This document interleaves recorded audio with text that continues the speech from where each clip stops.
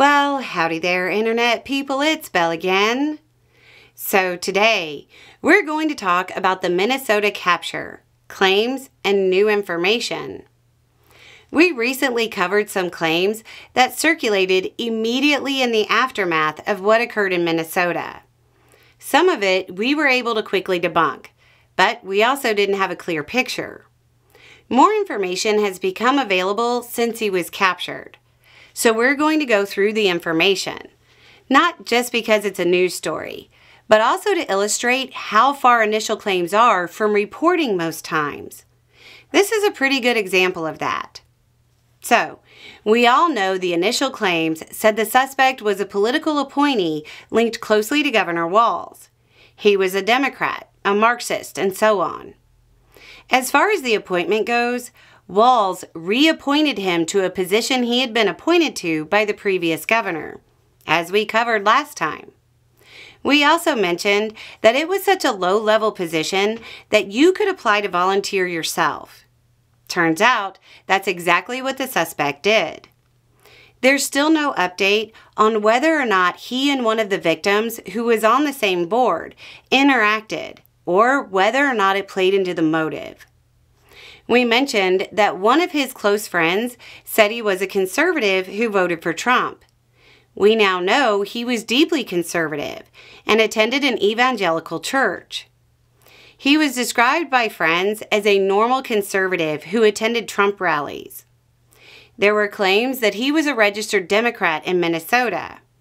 When he lived in Oklahoma, he registered as a Republican in 2004. In Minnesota, there are no records of him registering as a Democrat because they don't register by party there. If you heard someone report his registration by party in Minnesota, maybe double check their work in the future. We also learned he owned a security company with Praetorian in the name. It's a common name for security companies and bodyguard companies, which never really made sense to me. As a bit of a historical aside, the Praetorian Guard were the bodyguards of the emperors of Rome. They were also responsible for taking out more than a dozen of them. Just seems like a weird name to me. He's been described as deeply religious and a devout Christian by his family.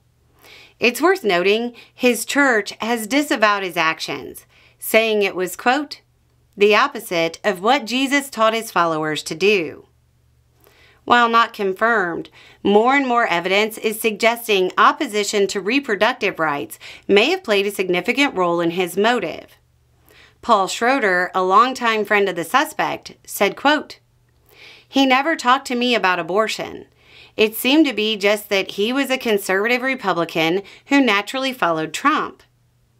We've also learned that he was struggling financially and spending more and more time away from home in a room he rented from a friend. While still very early, we're now starting to see a pattern that seems similar to those responsible for mass incidents, where they have multiple stressors, blend their grievances, and engage in developing a kit.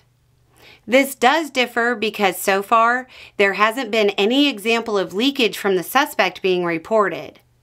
It's common for those plotting something to disclose bits of their plan or talk about it and let it slip somehow. There's nothing like that. So basically, all of the initial reporting was wrong. I think I've mentioned the rules left on the whiteboard here. One of them is nothing big outlets say after a big event can be treated as fact unless independently verified for at least 8 hours. That rule certainly applies to commentators too. Anyway, it's just a thought. Y'all have a good day.